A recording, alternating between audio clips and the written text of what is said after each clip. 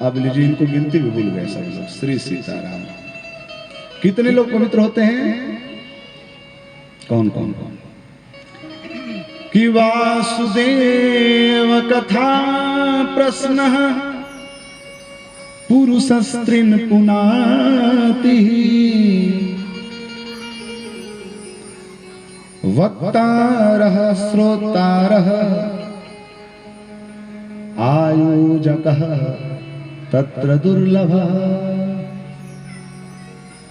भगवान की कथा से तीन लोग पवित्र हो जाते हैं। एक तो वक्ता पवित्र हो जाता है, एक श्रोता पवित्र हो जाता है, और तीसरा जो इन कथा को आयोजन करने वाले जो आयोजक हैं वो सब आयोजक पवित्र हो जाते हैं। भैया, मैं यहाँ पर तिलक चंदन लगा करके बैठा हूँ, माला झोली लेकर के बैठा हूँ। आप लोगों को लग रहा पंडित जी खूब तपस्वी होंगे, खूब जब तक ध्यान करते होंगे, खूब पवित्र आत्मा होंगे। लेकिन भैया मैं क्या कर्म करता हूँ क्या आप जानते हैं? वो तो मैं ही जान रहा हूँ कि कितना पवित्र हूँ और कितना पापी हूँ। आत्मा एवं जानाति या जानाति स ईश्वरः। कर्म का ज्ञान किसको होता है? कर्म का ज्ञान किसको होता है? क्या आपके विषय में मैं जानता हूं कि आप कैसी हैं, आप कैसे हैं? आत्मा एवं जानाति, या तो स्वयं व्यक्ति अपने कर्मों को जानता है, और नहीं तो जिनका हजारों सीसीटीवी लगा हुआ है भगवान, वो जानते हैं कि आप कैसे हैं। भले ही अपने मुंह मिट्ठू बन जाए कि मैं तो भैया खूब जब करता हूं माला लेकर के खूब सटका रहा हूं श्री सीताराम श्री सीताराम, लेकिन आप लोगों की ही कृपा से यह दास कम से कम 3 घंटा तो भगवान की कथा करके पवित्रता का अनुभव कर ही रहा है। कम से कम 3 घंटा तो मैंने पापों से बचा। 3 घंटा तो मैं विषयों का चर्चा नहीं किया, घर की बातें नहीं की। और जो व्यक्ति यहाँ कथा पंडाल में बैठ करके श्रवण कर रहे हैं वो कम से कम 3 घंटा तो भगवान की कथा में डूबे रहे। लेकिन बहुत ही ऐसे लोग भी हैं कि कथा पंडाल में आकर के भी काजी फलना क्या कर रही हैं, ये साड़ी कहां से खरीद करके लाई हैं, ऐसी बातें करते हैं। आज घर में क्या बना था जी? पनीर की सब्जी। ओ तब हम भी कल पकौड़े बनाएंगे। नहीं, कथा पंडाल बैठने का एक नियम है। कथा पंडाल में कैसे बैठना चाहिए? संभव हो तो यदि आप लोगों के पास ये सुमिरनी माला हो तो आप ले करके बैठे। जब तक कथा चल रही है तब तक श्री सीताराम श्री सीताराम श्री सीताराम राम नाम का ध्यान, श्री श्री श्री श्री श्री श्री नमः शिवाय का जप चलता है, अनर्गल वार्ता नहीं। तो कम से कम 3 घंटा तो आप लोग पवित्र हुए। और हम दोनों को पवित्र करने वाले जो आयोजक हैं, जो जिन्होंने ये दिव्य पंडाल दिव्य कार्यक्रम जिन्होंने आयोजन किया, तो हम दोनों का जो पुण्य है उनको ऐसे ही प्राप्त हो जाता है। बोलिए भक्तवत्सल भगवान की जय। तो आयोजक के लिए एक बार करतल ध्वनि से आप लोग सम्मान करें। भैया आयोजक नहीं होते तो क्या हम सब यहाँ पर बैठ पाते, भगवान की कथा श्रवण कर पाते? नहीं। तो ऐसे समस्त आयोजक जी, जैसे सुभाष मिश्रा जी हैं, जिन्होंने इस क्षेत्र को एक तीर्थ क्षेत्र बनाया, मंदिर में जिनकी सहभागिता रही, जिनके हृदय में ऐसा लगा कि मंदिर क्षेत्र में होना चाहिए। और बात, जिस क्षेत्र में मैंने कल ही निवेदन किया था कि जिस क्षेत्र में देवता का मंदिर हो, ब्राह्मणों का दर्शन हो, संतों का दर्शन हो, गौ मैया की सेवा होती रहे, वह क्षेत्र नहीं होता, वह तीर्थ क्षेत्र हो जाता है। तो ऐसे सुभाष मिश्रा जी, रोहित मिश्रा जी, गोपाल मिश्रा जी, धनीलाल जी, संतोष मिश्रा जी, धनीलाल बाबू जी, और धर्मेंद्र मिश्रा जी, धरेंद्र मिश्रा जी, और विजय भैया एक हमारे हैं। अब तो धीरे धीरे ही परिचय हो पाएगा हमसे। तो विजय भैया हैं जो इस यज्ञ के एक अध्यक्ष के रूप में उन्होंने कार्यवहन कर रहे हैं। और यह जो यज्ञ हो रहा है, जो रुद्र महायज्ञ, जिनकी आचार्यता में ऐसे हमारे परम आदरणीय परम स्नेही श्री आलोक उपाध्याय भैया जी, जिन्होंने यज्ञ का आचार्यत्व दायित्व उन्होंने संभाल रखा है। ऐसे बहुत से लोग हैं। समस्त विप्र परिवार, समस्त जन, प्रभात भैया, सिद्धार्थ भैया, अनमोल भैया, विनीत भैया, संतोष मिश्रा जी, प्रभात मिश्रा जी, धनीलाल मिश्रा जी, जयनाथ मिश्रा जी, वैद्यनाथ मिश्रा जी, अन्य अन्य जितने ये सज्जन हैं, ये सब सज्जन नहीं, ये महापुरुष हैं, जिन्होंने हम सबको ये भक्ति के रस में, भक्ति की रसधारा में अपलावित कर रहे हैं और सारा बोर कराने के लिए ऐसा दिव्य कार्यक्रम कराया। बोलिए भक्त वत्सल भगवान की जय। तो आइए हम सब कथा में, आज तो द्वितीय दिवस है, यद्यपि हमारे लिए प्रथम दिवस ही माना जाएगा, क्योंकि कल तो केवल संवाद ही हो पाया था कि भाग्योदयेन बहुजन्म समर्जितेन सत्संगमं च लभते पुरुषो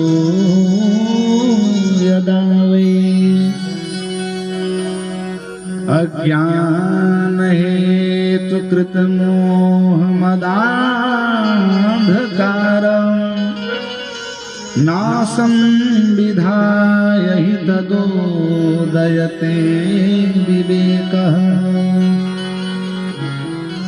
भागवत जी में ऐसा दर्शन हुआ, ऐसा वर्णन किया गया है कि मनुष्यों के जन्म जन्मांतरों का जब पुण्य संचय होता है, पुण्य का उदय होता है, तब कहीं सत्संग करने का शुभ अवसर प्राप्त होता है। भैया एक और ऊंची बात बता रहा हूं, ध्यान से सुनिएगा। चाहे आप लाख मेहनत कर लें, कड़ा से कड़ा परिश्रम कर लें, संसार में सारी भौतिक संपदाएं आप प्राप्त कर सकते हैं, लेकिन सत्संग जिनको मिला वो समझिए कि वो कड़ी मेहनत नहीं, ये कई जन्म जन्मों का जब पुण्य हुआ है तब उसको सत्संग मिला है। ये परिश्रम का बल नहीं है, ये भगवान की कृपा का बल है। बिनु सत्संग विवेक न होई, बिनु सत्संग विवेक न होई, बिनु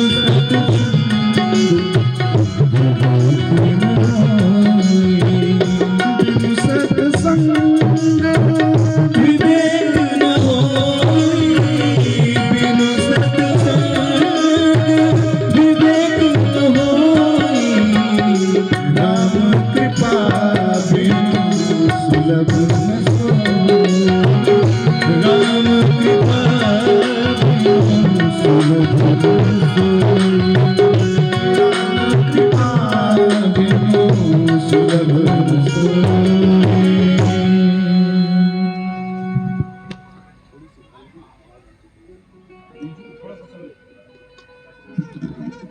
ये सत्संग के बिना जीवन में विवेक की प्राप्ति नहीं होती, और वह सत्संग भगवान की कृपा के बिना सुलभ नहीं होता। एक प्रश्न यहाँ पर आया कि आप कैसे कहते हैं पंडित जी की भगवान की जब कृपा होती है तब सत्संग मिलता है?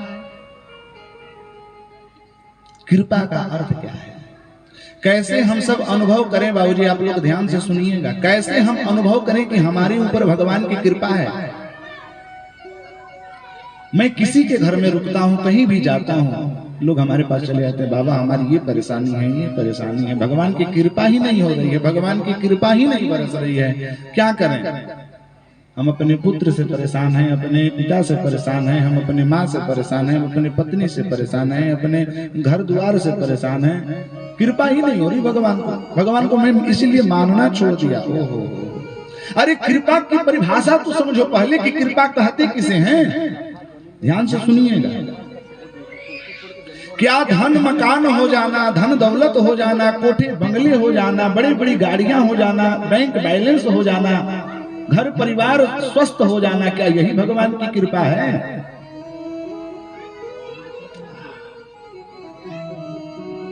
जब श्री हनुमान जी महाराज जब लंका में पहुंचे, जब भक्त विभीषण से उनका दर्शन हुआ, जब दोनों में संवाद प्रारंभ हुआ तो वहीं पर कृपा की परिभाषा का दर्शन होता है।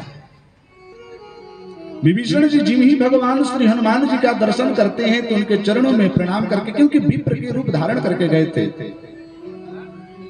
प्रणाम करके उन्होंने कहा कि प्रभु आज मुझे लग रहा है कि भगवान की अहेतु की कृपा मेरे जीवन में प्रकट रही है।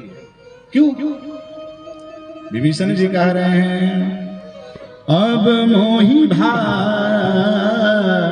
भरोस हनुमंता, अब मोहि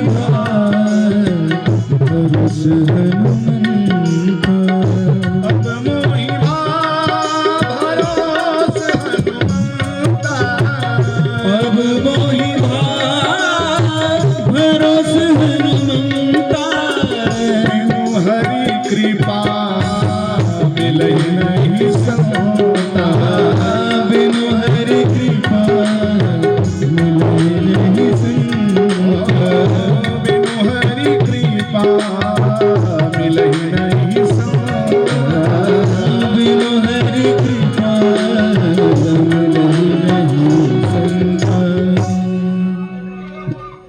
धन दौलत हो जाना, गाड़ी बंगले कोठी नाना प्रकार के बैंक बैलेंस हो जाना, ये भगवान की कृपा नहीं है। भगवान की कृपा तब मानी जाएगी जब आपके हृदय में भगवान के प्रति भक्ति जागृत हो जाए, तभी भगवान की कृपा होती है। जब हमारे जीवन में सत्संग का दर्पण हो, आनंद की प्राप्ति होती है। आनंद की प्राप्ति कब होती है? जीवन में मिला सत्संग है। आनंद की प्राप्ति तब होती है जब हमारे जीवन में सत्संग आता है। भैया आप लोगों को समझ में आ रही है जो मैं बोल रहा हूं? आवाज स्पष्ट तो आ जा रही होगी। तो आनंद कहाँ है? रसगुल्ला में आनंद है कि घर एसी वाले घर में आनंद है कि बड़े बड़े सोफे पर सोने में आनंद है, अपने पुत्र पत्नियों में आनंद है, घर गृहस्थी में आनंद है। आनंद कहाँ है? संतों ने कहा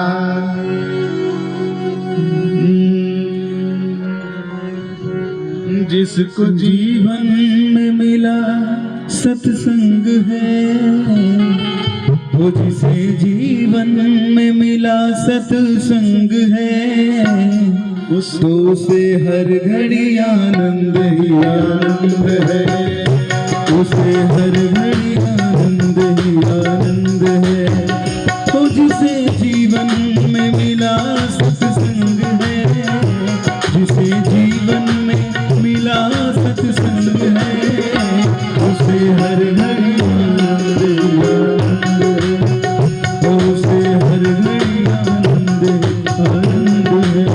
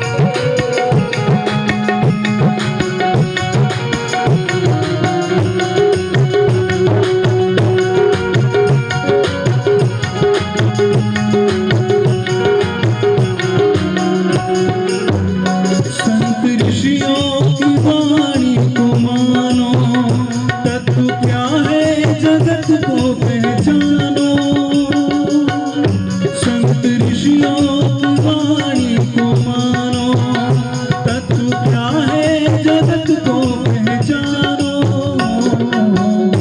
उसकी कट जाए 84 फंद है, उसके कट जाए 84 फंद है। ताली में कमी कर रहे हैं आप लोग, थोड़ा जोरदार ताली से सेवा करते हुए। तो से हर घड़ी आनंद ही आनंद है, उसे हर घड़ी आनंद ही आनंद है।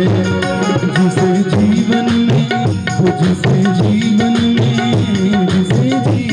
में मिला सत्संग है, उसे हर घड़ी आनंद ही आनंद है, उसे हर घड़ी आनंद ही आनंद है, उसे हर घड़ी आनंद है। जिसे जीवन में मिला सत्संग है, जिसे जीवन में मिला सत्संग है, उसे हर घड़ी आनंद ही आनंद है, उसे हर घड़ी आनंद ही आनंद है, उसे हर घड़ी आनंद ही आनंद है। बोलिए भक्तवत्सल भगवान की जय। तो आनंद कहाँ है? चलिए तब प्रश्न कर लेते हैं, मैया आनंद कहाँ है? फिर आनंद कहाँ है भैया? कोई बोलिए, आप ही बता दीजिए आनंद कहाँ है? श्री सीताराम। हमारे यहाँ कहा गया है कहावत में, कौआ टटाता धान सुखाता। अर्थ समझ रहे हैं इसकी? कौआ टटाता धान सुखाता। और पंडित जी हरिद्वार से चल करके आए हैं, बनारस से चल करके आए, हमें क्या, हम तो अपना साल ओढ़ करके बैठी ही हैं। कथा संपन्न हो जाएगी, घरे चले जाएंगे। तो भैया फेल हो जाएंगे परीक्षा में। एक वर्ष छात्र बहुत कड़ी मेहनत से पढ़ाई करता है, तब जाकर के उत्तीर्ण होता है। नहीं तो ऐसे ही फिर अगले साल की तैयारी। जाति सतेन लभते किल मानुषत्वं तत्रापि दुर्लभतरं खलु बोधजप्तं। सहयस्य पालयति लालयति इंद्रियाणि तस्यामृतं क्षरति हस्तगतं प्रमादात्। पढ़िए, एकादश स्कंद में भागवत जी का लिखा हुआ है, कई जन्म जन्मों से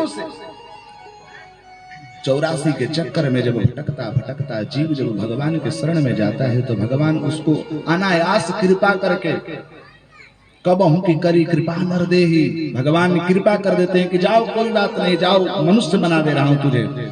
क्यों? क्योंकि मनुष्य ही एक ऐसा प्राणी है, जीव है, जो इस लोक में आकर के अपने धर्म के प्रभाव से धर्म कर्म करके अपने इस 84 के चक्कर को छोड़ सकता है, मुक्त हो सकता है। लेकिन तभी मुक्त हो सकता है जब वो अदत्त चित्त होकर के भगवान की भक्ति करे, भगवान का कीर्तन करे।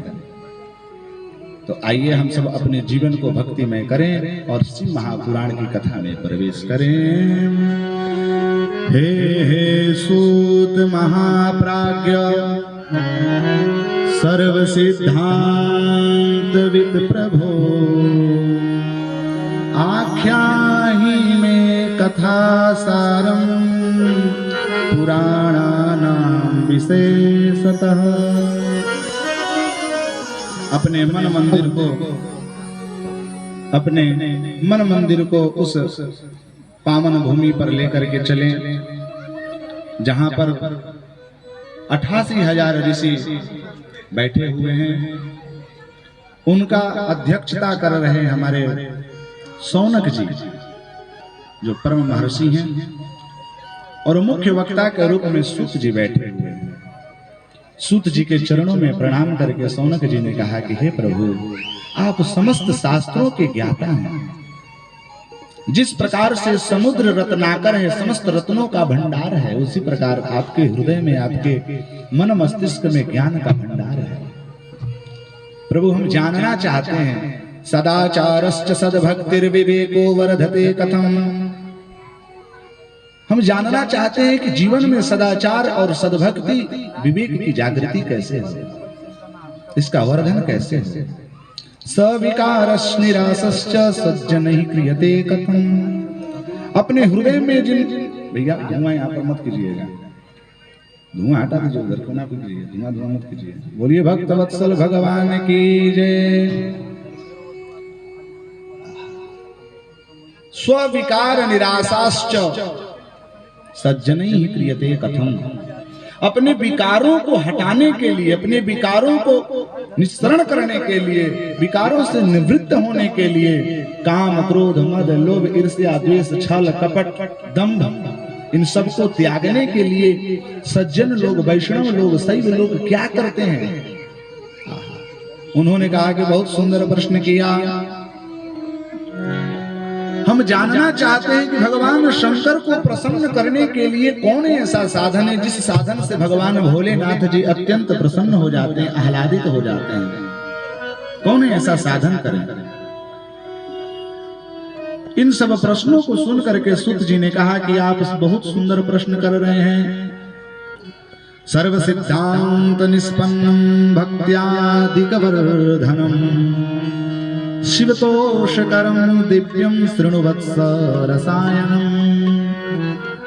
कि काल व्याल महात्रास विध्वंसकरमुत्तमं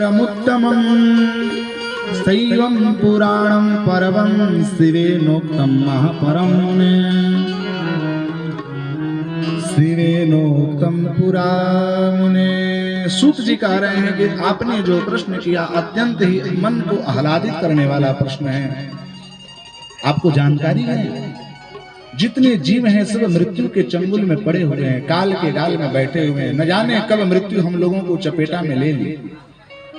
सब लोग मृत्यु के मुखग्रास बन चुके हैं, लेकिन इस मृत्यु से छूटने का केवल एक उपाय है। वह उपाय केवल शिव महापुराण है। बोलिए शिव महापुराण की जय। कह रहे हैं सूत जी के हे शौनकादि ऋषियों, जीवन में जो व्यक्ति अपने कानों से भगवान शंकर की कथा सुन लेता है, शिव की महिमा का गायन कर लेता है, श्रवण कर लेता है, वो साक्षात शिव के रूप हो जाता है, साक्षात रुद्र हो जाता है। ये शृण्वन्ति मुनि शैवं पुराणं शास्त्रमुत्तमं ते मनुष्यान मंतव्या रुद्र एवं संशयः। जो मनुष्य एक बार भी भगवान शंकर की कथा सुन ले, शिव महापुराण की कथा सुन ले, वह पुरुष नहीं होता, वह स्त्री नहीं होती, वह जीव नहीं होता, वह जीव शिव हो जाता है, रुद्र हो जाता है। वैकुंठ धाम में, शैव लोक में, कैलाश धाम में कैलाशाधिपति भगवान श्री शंकर भगवान के चरणाश्रित होकर के उनके चरण कमल का नित्य प्रतिदिन अर्चक हो। देखिए एक और बात बताऊं, किसी से जुड़ने के लिए सबसे बड़ा साधन क्या है? किसी से यदि संबंध बनाना हो, प्रेम करना हो, तो प्रेम करने का साधन क्या है? कोई रूप से प्रेम करता है क्या? कोई रूप से प्रेम करता है क्या? यहाँ तो ऐसे लोग बैठे हैं, ना मुड़ी डोला रहे हैं, ना हाथ डुला रहे हैं, सब लोग ऐसे ही बैठे, ठंडी थोड़ी लग रही है। कोई रूप से प्रेम करता है जी? किससे प्रेम करता है? किसी से प्रेम करने का तीन भाव है, रूप, स्वरूप, स्वभाव। एक संत कहते हैं चार। कौन कौन? नाम, रूप, लीला और स्वभाव। लीला मतलब कर्म। किसी भी व्यक्ति से संबंध स्थापित करने से पहले उसका नाम जानना जरूरी है कि हम किसके शरण में जा रहे हैं। हम भगवान शिव के शरण में जा रहे हैं, तो शिव तो नाम हुआ ना, शिव नाम है। किन के शरण में जाना है हम लोगों को? शिव के शरण में जाना है, भगवान महादेव के चरणों में जाना है। तो महादेव के चरणों में जाने के लिए सबसे पहले उत्तम हम लोगों के हृदय में कैसा ज्ञान होना चाहिए? भगवान शिव हैं कैसे? नाम एक का था शेर सिंह, गली में भाग रहा था, हाथी छूट रही थी। एक ने पूछा, अरे भाई भाग क्यों रहे हो? अरे पहले नाम तो बताओ क्या है? बोले कि मेरा नाम शेर सिंह है। तो भाई भाग क्यों रहे हो? बोले कुत्ता पीछे पड़ा हुआ है। नाम तो शेर सिंह है, कुत्ते से डर लग रहा है। एक का नाम था, मेरे पूज्य नाना जी यह कथा सुनाते थे कि एक का नाम था ठुटपाल। ठुटपाल की कथा सुने हैं आप लोग? नहीं तो सुन लीजिए 2 मिनट। एक का नाम था ठुटपाल। अब ठुटपाल कोई नाम होता है क्या? ठुटपाल ठुटपाल खुद उसको अच्छा नहीं लगता था। उसने सोचा कि मैं नाम परिवर्तन करूं, अपना आधार कार्ड में नाम चेंज करवा लूं। क्या रखूं नाम? तो बोले कि उसी का नाम रखूंगा जो हमें उत्तम लगेगा। विचार कर ही रहा था, आगे बढ़ा तो देखा कि एक व्यक्ति जिसकी सेवा समाप्त हो गई थी, 4 व्यक्तियों के कंधे पर ढोया जा रहा था। सब लोग बोल रहे थे राम नाम सत्य है, राम नाम सत्य है। पर ठुटपाल ने पूछा कि भैया ये कौन है? तो बोले कि इनका नाम है अमरनाथ। क्या नाम है? अमरनाथ। बोले अरे बाप रे बाप, मैं तो सोच रहा था नाम परिवर्तन कर लूं, इसका नाम तो अमर है लेकिन मरा पड़ा हुआ है। आगे बढ़ा तो एक व्यक्ति, पुआल आप समझते हैं? पुआल जो धान, नहीं समझते? अरे धान के जो पुआल होते हैं, धान के जो घास होते हैं, पराल भी कहीं कहीं कहते हैं। तो एक व्यक्ति पराल अपना बीन करके सिद्ध कर रहा था, अपना सुरक्षित कर रहा था। उससे नाम पूछा कि भाई इसी का नाम रख लो, तुम्हारा नाम क्या है जी? तो मेरा नाम है धनपत। बोले कि बताओ, नाम तो धनपत है, काम कर रहा है बनिहार का। आगे बढ़ा तो एक देख रहा है कि धान कोई कूट रहा है, एक तो पुआल बिन रहा है, एक का धान कूट रहा है। बोले तुम्हारा नाम क्या है? बोले कि मेरा नाम तो देखो धनपत है, लक्ष्मीनाथ। बोले कि लक्ष्मीनाथ हो करके ये धनकुट्टी का काम कर रहा है। एक का नाम अमर है, वो सो मरा पड़ा है। एक का नाम धनपाल है, वो सो पुआल बिन रहा है।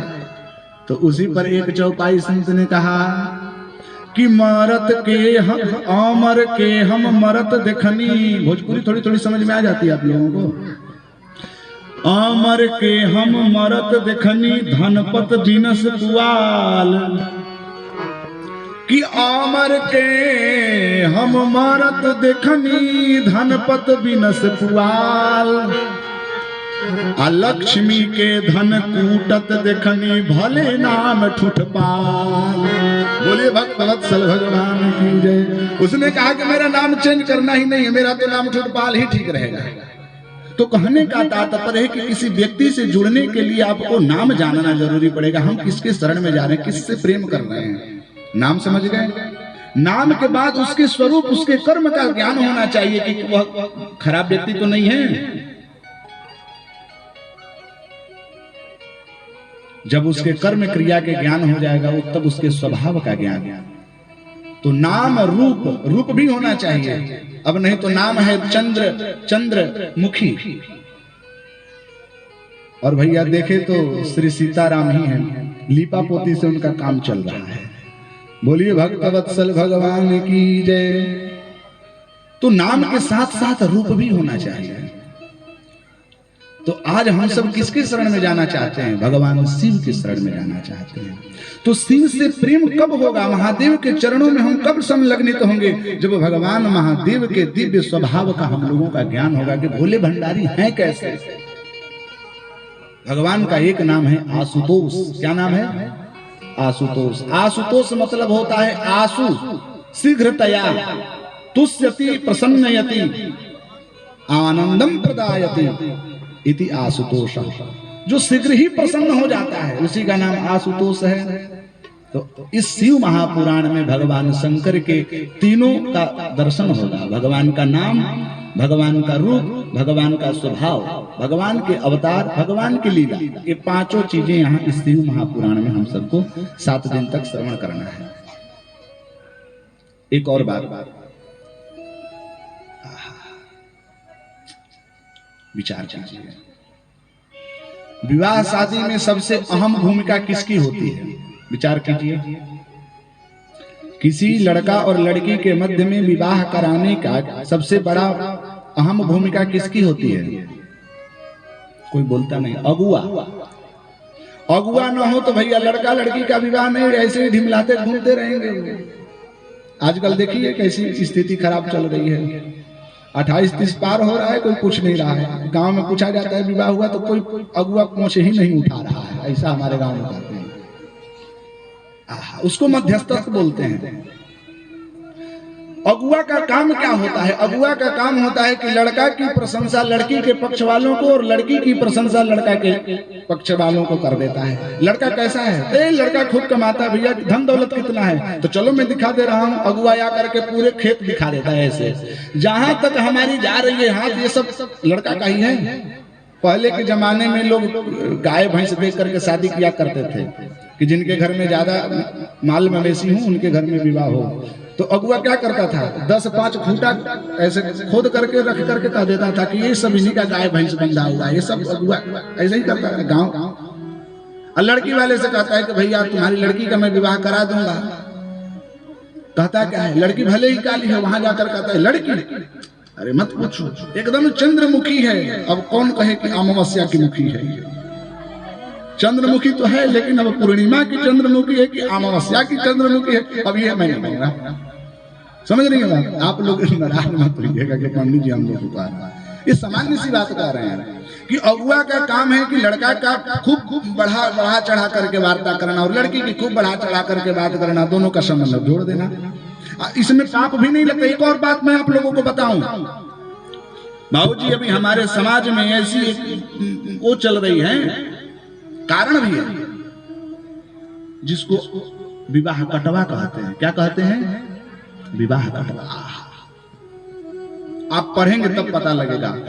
स्त्री नरम विवाहे च वृत्यर्थे प्राण संकटे, स्त्री सुनर्म विवाहे च वृत्यर्थे प्राण संकटे, गो ब्राह्मण हिंसायाम नानृतम स्यात् जुगुप्सितम। जहां पर गाय की हत्या हो रही है, जहां पर ब्राह्मणों की हत्या हो रही है, जहां पर अपने वृत्ति पर प्रहार हो रहा हो, जहां पर विवाह हो रहा हो, उसमें यदि थोड़ी झूठ भी बोल दें तो उसमें झूठ का दोष नहीं लगता। इसीलिए शादी कराने वाले व्यक्ति थोड़ा झूठ बोल करके भी यदि विवाह करा दे तो उसका दोष नहीं लगता। लेकिन महत् पापम तत्र भविष्यति कुत्र, जो व्यक्ति जुड़े हुए संबंध को तोड़ देता है उसको सबसे बड़ा भारी पाप लगता है। इसलिए जीवन में कभी सब करना, लेकिन कभी विवाह मत काटना। किसी पति पत्नी के मध्य में चाहे कितनी झगड़ा हो, कला हो, उनको विवादित करके उनको कभी तलाक मत देना। आज से मैया आप लोग वृद्धा अवस्था को प्राप्त हो रही हैं, आज से 20 वर्ष पहले किसी ने सुना कि तलाक क्या होता है? हमारे संपूर्ण शास्त्र आप उद्घाटित करके देख सकते हैं, कहीं तलाक शब्द ही नहीं है।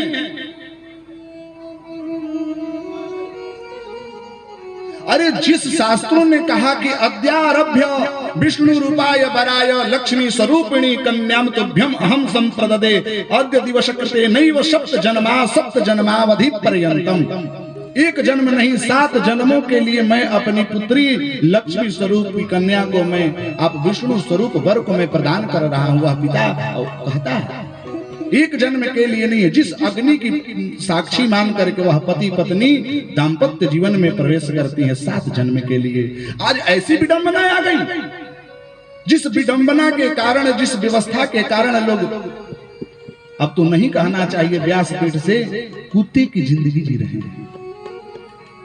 पशुवत आचरंत जनाः, चाहे कैसा भी जीवन हो, कैसी भी परिस्थितियां हो, संबंध को कभी विक्षेपित न करें, जुड़ करके रहें। जीवन में उतार चढ़ाव होता रहता है। देखिए भैया, आश्रम कितने होते हैं?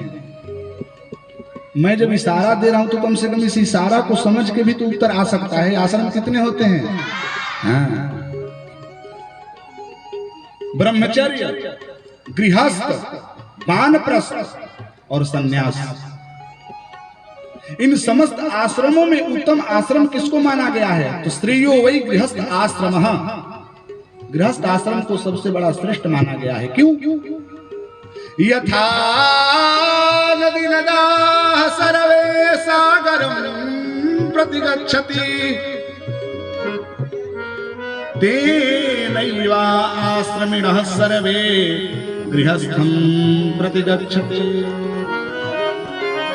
जिस प्रकार से छोटे छोटे नदी नालाएं समुद्र में जाकर के मिल जाती हैं और समुद्र से उनका उद्गम होता है। ठीक उसी प्रकार से जितने संत हैं, जितने ब्रह्मचारी हैं, जितने साधु महात्मा हैं, उनका उद्भव स्थान कहाँ है? आसमान से टपकते हैं कि धरती खोद के निकलते हैं?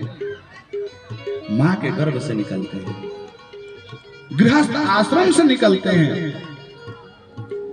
और गृहस्थ आश्रम को चरपरा आश्रम कहा गया है। क्या कहा गया है? चरपरा। चरपरा समझती हैं? जिसमें खटाई भी हो, मिठाई भी हो, तिताई भी हो, सब रस हो। रस कितने प्रकार के होते हैं? रस कितने प्रकार के होते हैं? 6। कटु अमल लवण तृष्णा वृक्ष रुक्ष विदाहिनः। कड़वा, खट्टा, मीठा, तीखा, मिर्ची, चरपरा, ये सब ये जीवन है गृहस्थ का जीवन। सन्यासी का क्या है? सन्यासा शुष्कई वही, उनका आगे नाथ न पीछे पगहा, जैसे धूर में लोटे गदहा। गृहस्थियों के जीवन में कितना दायित्व होता है। इनके जीवन में कभी हास्य परिहास्य, कभी दुख, कभी खेद, कभी रुदन, कभी मौज, कभी मस्ती, कभी आनंद, कभी विच्छेद। यही तो जीवन में लगा रहता है। ऐसी का एक आनंद है। हमारे यहाँ ऐसी स्थिति है कि कोई यदि टून टान बोल दे तो उनके घर में आना जाना छोड़ देते हैं। नहीं, संबंध को बना करके रखिए। बोलिए भक्त वत्सल भगवान की जय। तो हम सबका संबंध किससे बनेगा? भगवान शिव से। यहीं पर कह रहे हैं कि जो भगवान शिव की कथा श्रवण करता है वह शिव ही नहीं, वो जीव ही नहीं, साक्षात शिव हो जाता है। बोलिए भक्त वत्सल भगवान की जय। सौनक जी ने तुरंत उनके चरणों में प्रणाम करके पूछा कि प्रभु, हम जानना चाहते हैं कि आप जिस शिव महापुराण की कथा का गायन करने के लिए कह रहे हैं, इस शिव महापुराण की कथा सुनकर के किन किन लोगों का उद्धार हुआ? के विशुद्ध्यन्ति अनया कथया पापिनः कलौ। इस कलयुग में कोई व्यक्ति ऐसा है जिसका कल्याण हो गया हो शिव महापुराण की कथा सुन करके? सूत जी ने कहा कि हाँ। कौन ऐसे व्यक्ति हैं? कौन कौन किन किन लोगों को पवित्र करेगी ये कथा?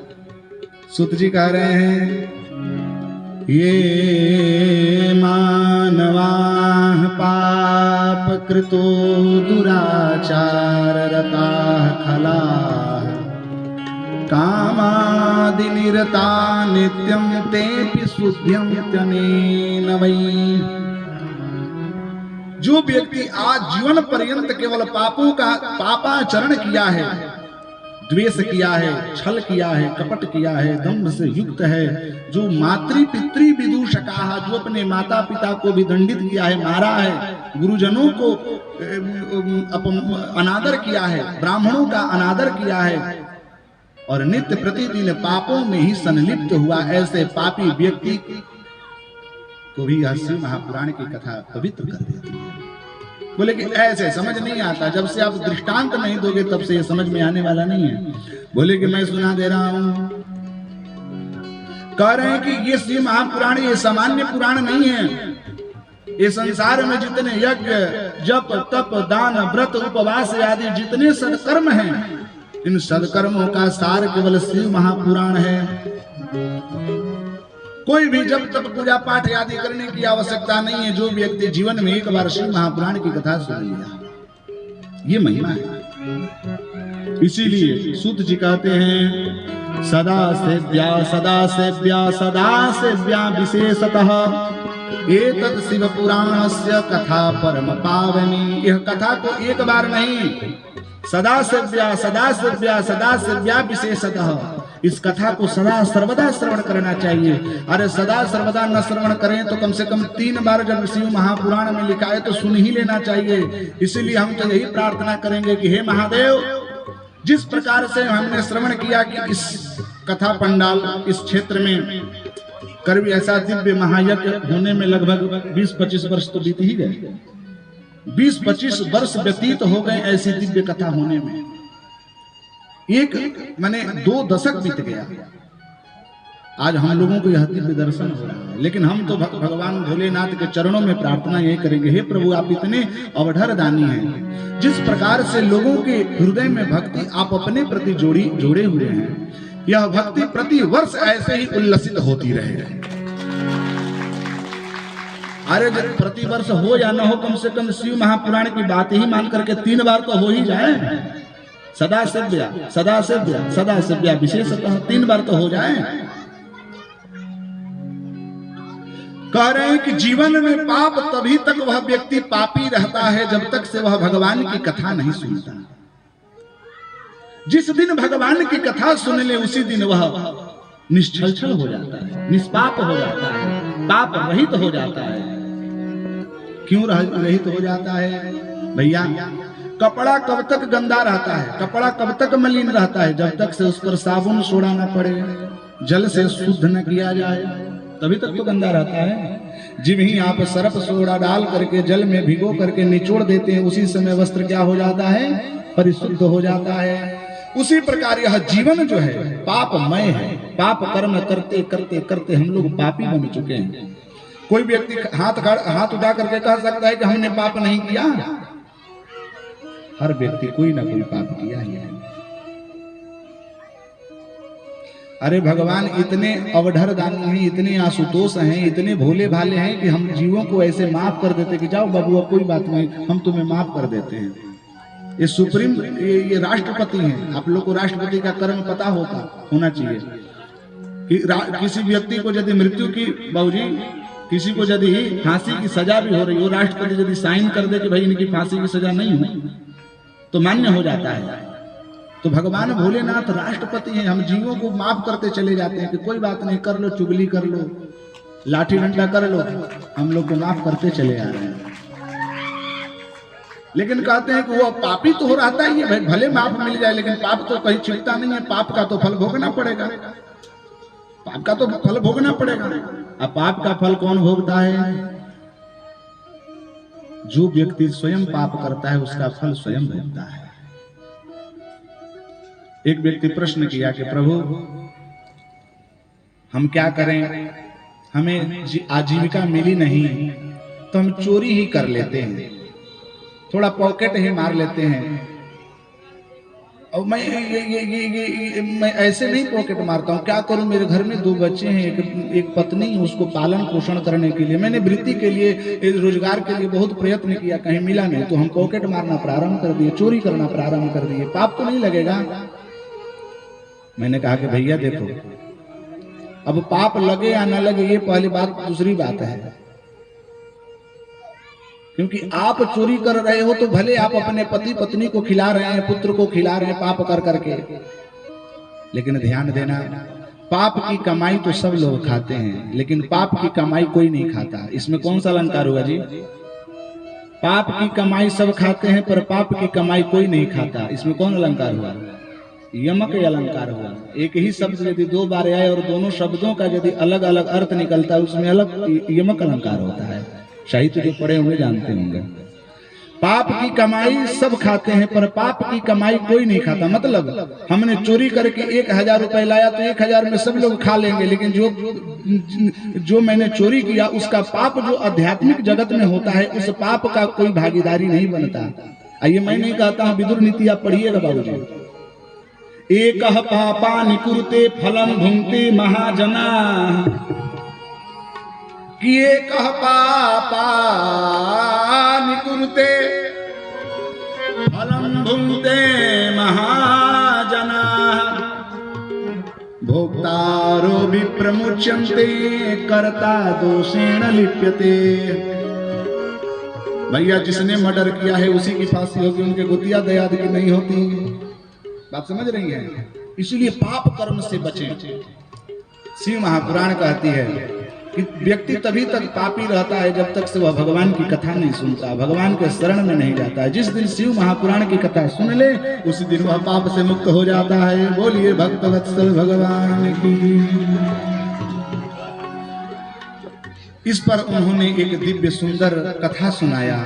आसीत् किरात नगरे ब्राह्मणो ज्ञान दुर्बलः, देवराज इति ख्यातो विश्वस्त जनवंचकः। किरात नगर में एक ब्राह्मण रहता था जिसका नाम देवराज था। वह ब्राह्मण ज्ञान दुर्बल था। संज्ञा दिया गया है क्या? ज्ञान दुर्बल। ब्राह्मण चाहे भले मेरे जैसे सिंगल चेचिस का हो, पतला पतला हाथ हो, छोटी सी शरीर हो, दुबला पतला हो, ब्राह्मण चल जाएगा, किंतु ज्ञान में दुर्बल नहीं होना चाहिए। बोलिए भक्त वत्सल भगवान की जय। बहुत भगवान की कृपा हुई जो इस यज्ञ में अतिथि के रूप में भी हैं राधाकांत सिंह जी, कैलाश किशोर सिंह जी, जिन्होंने यह इस दिव्य कार्यक्रम में खूब अपनी सहभागिता से 11,000 रुपये कदाचित ऐसे दे करके उन्होंने खूब इस कार्यक्रम में अपना बढ़ चढ़ करके भाग लिया। ऐसे हम चाहते हैं कि मंच पर आए और सम्मानित करें। बोलिए मंच पर आएंगे भगवान की जय। और महाराज जी से आशीर्वाद लें।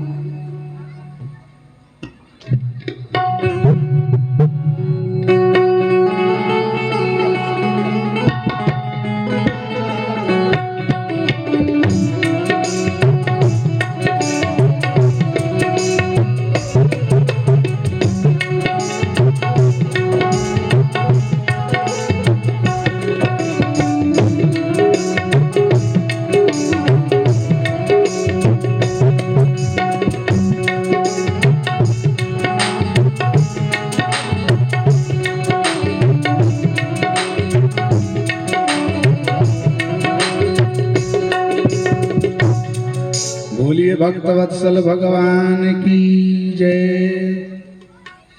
तो देवराज का नाम क्या हुआ? ज्ञान दुर्बल। ज्ञान दुर्बल शब्द से उनको संबोधित किया गया।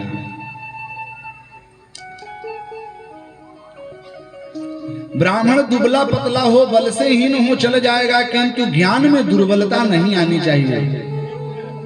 हमारे शास्त्रों ने 4 वर्ण बनाए हैं। कितने वर्ण बनाए हैं? 4 वर्ण। ब्राह्मण, क्षत्रिय, वैश्य और चतुर्थ वर्ण। और चारों वर्णों में किन किन की योग्यताएं होनी चाहिए शास्त्रों ने बतलाया। ब्राह्मण को ज्ञान में बलवान होना चाहिए, ब्राह्मण को विद्वान होना चाहिए, क्षत्रियों को बाहुबल होना चाहिए, क्षत्रियों को शरीर से बलवान होना चाहिए, और वैश्य लोगों को धन से बलवान होना चाहिए। किससे बलवान होना चाहिए? धन से बलवान होना चाहिए। और जो चतुर्थ वर्णीय लोग हैं उनको सेवा से बलवान होना चाहिए, अपने कर्म से बलवान होना चाहिए। ये मैं नहीं कह रहा हूं, शास्त्र कह रहा है। ज्ञान वृद्धा वयो वृद्धा बल वृद्धा तथैव च। ज्ञान वृद्धा बल वृद्धा वय वृद्धा तथैव च। तेषां श्रेयो ज्ञान वृद्धा किंकरा शिष्य किंकरा। किसी को धन में बलवान देखा, किसी को जन में बलवान देखा, किसी को तन से बलवान देखा, लेकिन बलवान उसको माना जाएगा जो ज्ञान से बलवान है। देवराज ज्ञान दुर्बल है, उसको ज्ञान ही नहीं है, सदाचार का ज्ञान नहीं है। करता क्या है? तो विश्वस्त जन वंचकः, विश्वस्त लोगों को धोखा देता है अपना उदर पूर्ण करने के लिए। एक और मैया ध्यान दीजिएगा, जीवन में सब कुछ कर लेना, चाहे जितनी आप पाप कर सकते हो, सब पाप की प्रायश्चित है, लेकिन शास्त्र कहते हैं विश्वासघाती तेषां प्रायश्चित्तो न विद्यते। जो व्यक्ति विश्वासघात करता है उसका प्रायश्चित शास्त्र में दिया ही नहीं है। विश्वासघात मतलब समझती हैं? विश्वास दे करके उसको घात कर देना, धोखा देना। जीवन में सब कुछ करना, कभी धोखा मत देना। यही करता था, धोखा देता था। यह देवराज एक दिन गया स्नान ध्यान करने के लिए तालाब में, तो देखा कि एक शुभावती वैश्या स्नान कर रही थी। उसके दिव्य स्वरूप को देख करके मोहित हो गया और उस वैश्या के साथ रहने लगा। घर में आया, घर में पति पत्नी भी थी। वैश्या ने कहा कि यदि मेरे साथ रहोगे तो इन अपने पुत्र और पत्नी को मार डालो, नहीं तो मैं तुम्हारे साथ नहीं रहूंगी। देवराज अपने पत्नी को, अपने पुत्र को मार डाला, कुकृत कर्म कर डाला। हमिंग कर रहा है भैया, थोड़ा सा हमिंग कर रहा है। देवराज वैश्या के साथ रहने लगा। शरीर दुर्बल हो गया, पहले से ज्ञान से दुर्बल था ही, अब शरीर से दुर्बल हो गया। वैश्या को तो धन चाहिए, तन से तो कोई मतलब ही नहीं। धन कमाना इससे अब रहा होता नहीं, सामर्थ्य ही नहीं था। वैश्या ने भी छोड़ दी। पिताजी की पंडिताई थी, पंडिताई करते थे, जजमानी करते थे, इसको कुछ ज्ञान था ही नहीं, पंडिताई छूट गई, भीख मांगना प्रारंभ कर दिया, भीख भी नहीं मिलता था। 3 दिन तक भूखे रहा। कितने दिन तक? 3 दिन तक घूमते घूमते घूमते घूमते घूमते एक दिन चला गया प्रयागराज में। प्रयागराज में गया तो भगवान भूत भावन भोलेनाथ भगवान शंकर का दिव्य मंदिर था। दिव्य उस मंदिर में शिव महापुराण की कथा चल रही थी। वह भूख को पूर्ण करने के लिए, उदर को पूर्ण करने के लिए उस मंदिर में बैठा रहा। भगवान की कथा उसके कानों में प्रवेश करती रही, जबकि उसके कथा में उसका मन नहीं लग रहा था। देखिए, ध्यान दीजिए, कथा में मन नहीं लग रहा था, फिर भी वह बैठा रहा कि कब ये लोग जाएं कि इन लोगों का प्रसाद मैं पाऊं। किसी तरह वह वहां रात्रि काटा, प्रसाद पाया। कुछ दिन समय बीता और उसकी देहावसान हो गई, मर गया। जिम ही मरा तो काले कलौटे यमदूत लेने के लिए आए। उन काले कलौटे यमदूतों को मारने के लिए भगवान शिव के पार्षद वहां पर पहुंच गए, उन लोगों को मार के भगाया। यमदूत और भगवान शिव के पार्षदों में बड़ा भयंकर युद्ध हुआ। झगड़ा होने लगे कि भैया ये तो नरक में जाने वाला है, हम तो नरक में लेने के लिए आए हैं इसको। बोले कि क्या ये इसने कर दिया, क्या किया कि तुम इसको नरक में ले जाएगा भाई? बोले कि आपको पता नहीं, अपने पत्नी को मार दिया, अधिकता पत्नी को परित्याग कर दिया। एक और बात, ऊंची बात बताऊं, जिस समाज ने, जिस शास्त्र ने, जिस वैदिक मंत्र ने आपके हाथ में पत्नी दिया है, उस पत्नी को आजीवन पर्यंत हृदय से लगा करके रखना चाहिए, उसका कभी परित्याग नहीं करना चाहिए। जो व्यक्ति अपने पति को, अधिकता पत्नी को परित्याग कर देता है, उसको नरक में भी ठौर नहीं मिलता, स्थान नहीं मिलता। और जो पत्नी अपने पति को परित्याग कर देती है, उसको भी कथा आएगी। पार्षदों ने कहा कि ये बहुत बड़ा भारी अपराधी है, बहुत बड़ा पापी है। पार्षदों ने कहा कि नहीं नहीं नहीं नहीं, पापी हो या ना हो, लेकिन कम मरते समय इसने भगवान शिव की कथा सुन ली है, इसीलिए अब तो ये भगवान शिव के धाम में जाने वाला है। ये है भगवान शिव की महिमा। माने आप अनायास भी यदि इस कथा पंडाल में आकर के भगवान की कथा सुन लेते हैं, मन नहीं लग रहा है घर पे, चलो ऐसे ही बैठ लेते हैं, कानों में यदि प्रवेश करेंगे भगवान शिव की कथा, तो आपका कल्याण हो जाएगा, इसमें कोई संदेह नहीं है। ये दिव्य देवराज की कथा इसमें आती है। देवराज समामोच्य विमाने परमाद्भुते उपवेश्य यदा दूतः कैलासम गन्तुमुत्सुका। देवराज विमान में बैठ करके कैलाश धाम में गया और भगवान के दिव्य चरण कमल की सेवा करने लगा। बोलिए शिव महापुराण की जय। तो धन्या शिव पुराणस्य कथा परम पावनी, यस्याः श्रवण मात्रेण पापीयानपि मुक्ति भाग। धन्य है ऐसी दिव्य शिव महापुराण की कथा, जो पापियों से पापी व्यक्ति की भी मुक्ति दिला देती है। बोले कि ये तुम्हें मान लिया कि चलो पापी व्यक्ति भी मुक्त हो जाते हैं, क्या ये मर जाने के बाद इनकी गति होती है?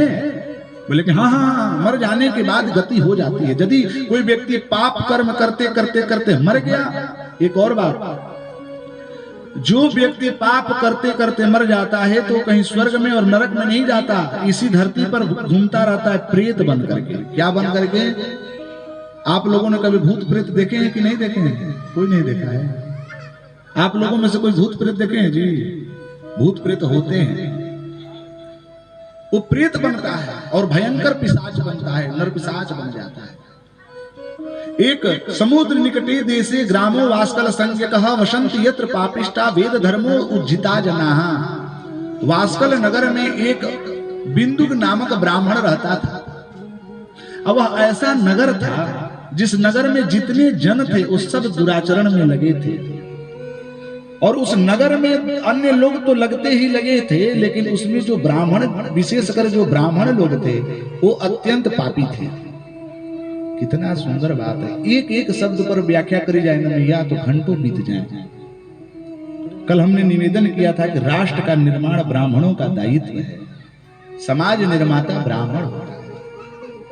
महाजनो येन गताः सपन्थाः।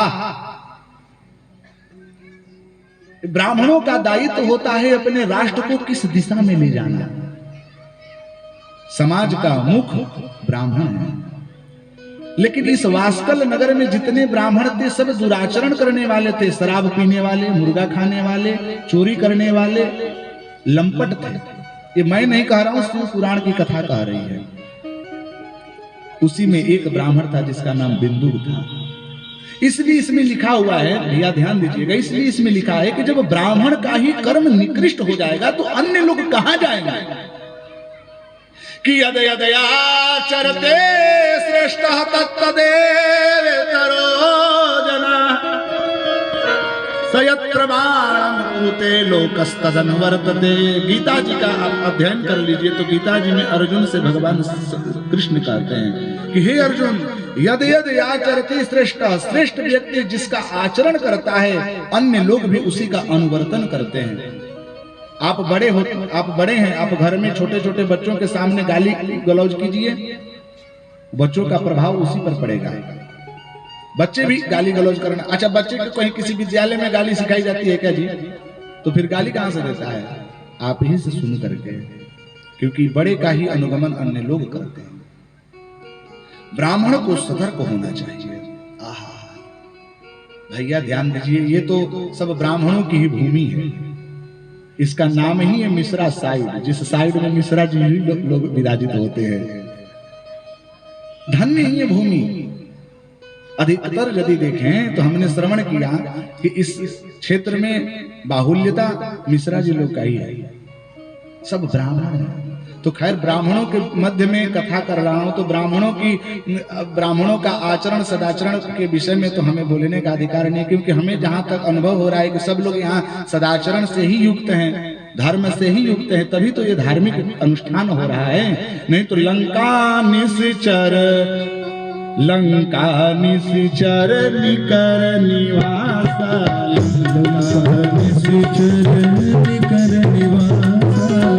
लंका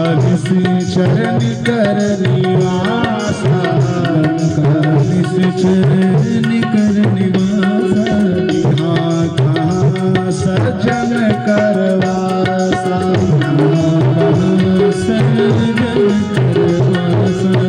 लंका निश्चर निकर निवासा, लंका निश्चर निकर निवासा, लंका निश्चर निकर निवासा, लंका निश्चर निकर निवासा, यहाँ कहाँ सज्जन करवासा, यहाँ कहाँ सज्जन करवासा, यहाँ कहाँ सज्जन करवासा।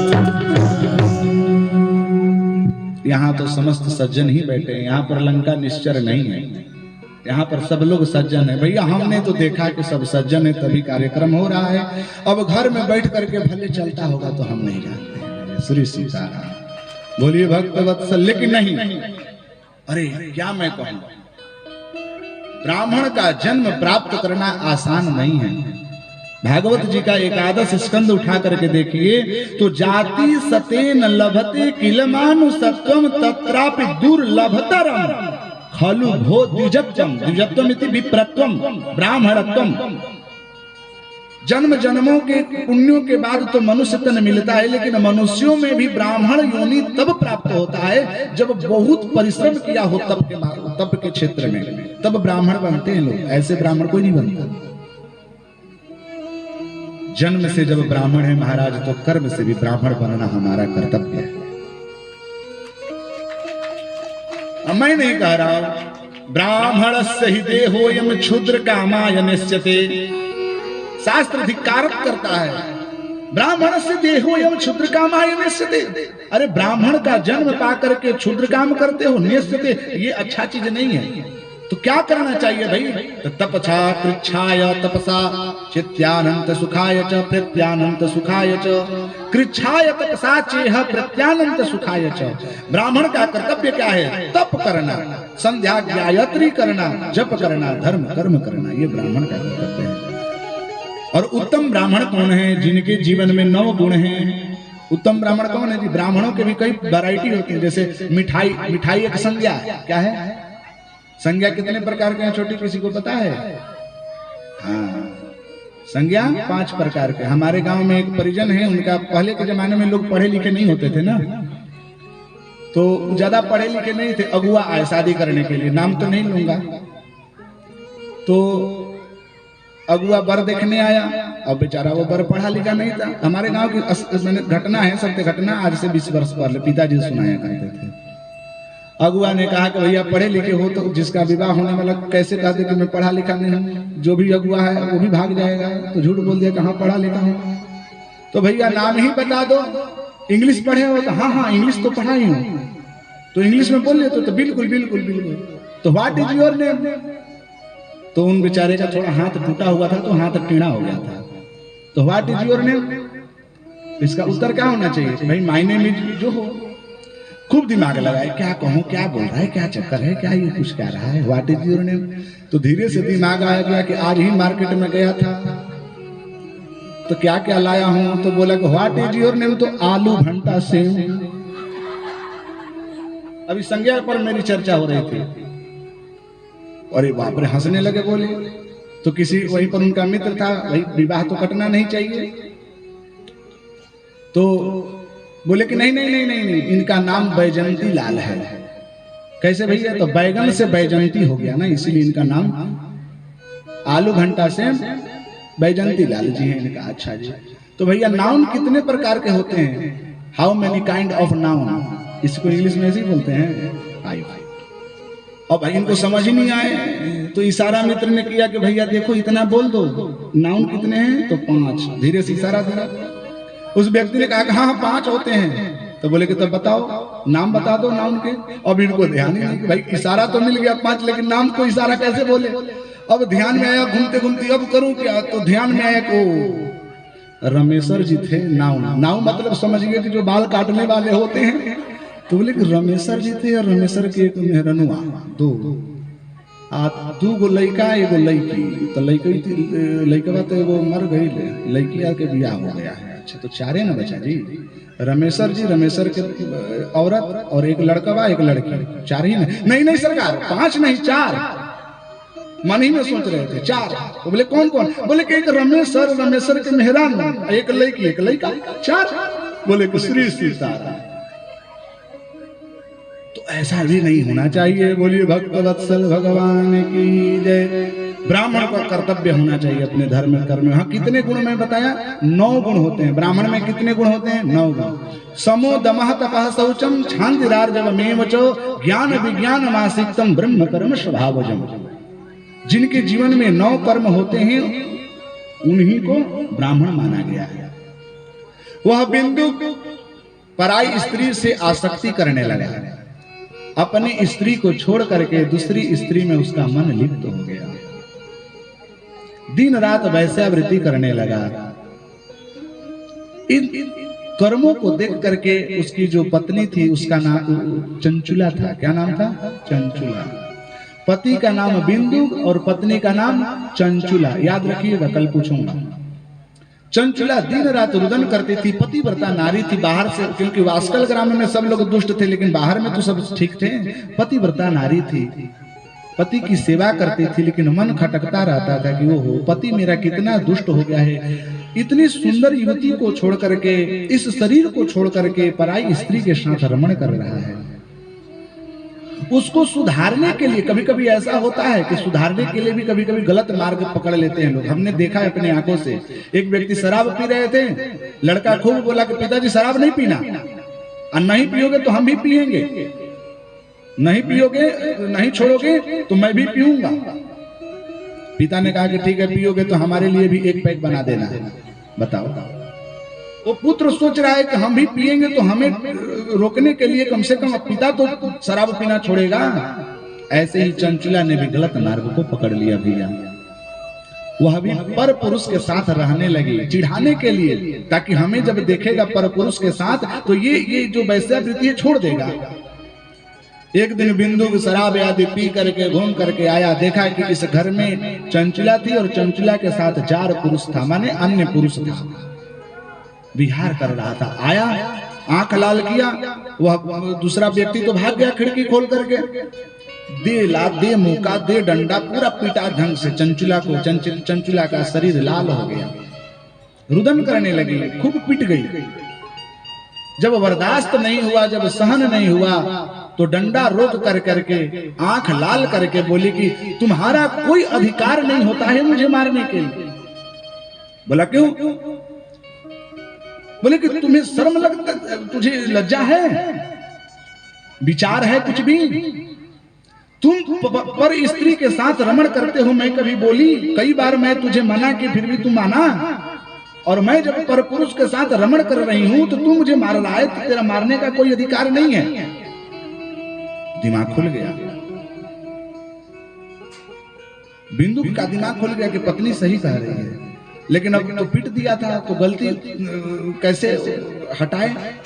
बोले कि अरे देवी, मैं तुझे इसलिए नहीं मार रही हूं कि तू पर पुरुष के साथ रह रही है, मैं तो इसलिए मार रहा हूं कि जब तू पर पुरुष के साथ रह ही रही है तो कम से कम उनसे पैसा तो ले लिया करो, और वह पैसा मुझे दो। ये मैं नहीं कह रहा हूं, देखिए शास्त्र में यहां पर लिखा हुआ है, धनम आकर्षतेभ्यो ही दत्वा तेभ्यः पराम रतिम। पराम मतलब दूसरे के साथ, रति मतलब रति क्रीड़ा करो। कब कब? धनम आकर्ष, धन लेकर के। कितना नीच गिर गया। चंचुला हाय हाय करने लगी, दोनों का मार्ग अलग हो गया। बिंदु भी पर स्त्री के साथ रहने लग गया और चंचुला भी पर पुरुष के साथ रहने लगी, धन कमाने लगी। एक स्त्री पतिव्रता नारी आज वैश्या बन के रह गई। वैश्या बनाया कौन? प्रश्न यहां पर आता है, वैश्या बनाया कौन? समाज में रहने वाले उन लंपट पुरुषों ने ही तो स्त्रियों को वैश्या बना दिया। अपने नेत्रों को सुख देने के लिए, अपने शरीर को सुख देने के लिए एक मां को, एक बहन को, एक भगनी को नर्तकी बना करके रख दिया। विचार करना चाहिए। जो व्यक्ति जिस कर्म में लिप्त हो जाता है फिर उस कर्म से छूट नहीं पाता। एक और बात सुन, ध्यान से सुनिएगा। न स्वप्ने न जयेत निद्रा, न कामे न जयेत स्त्रियः, ने धने न जयेत अग्नि, न पाने न सुराम जयेत। कोई शराबी व्यक्ति कहते कि आज भैया 2-2 पैक लगा लो, 4-4 पैक लगा लो, कल से नहीं लगाएंगे, ऐसा कभी हो सकता है क्या? शराबी व्यक्ति जितना शराब पिएगा उसका मन उतना ही बढ़ता चला जाता है। जैसे आप सोचें कि मैं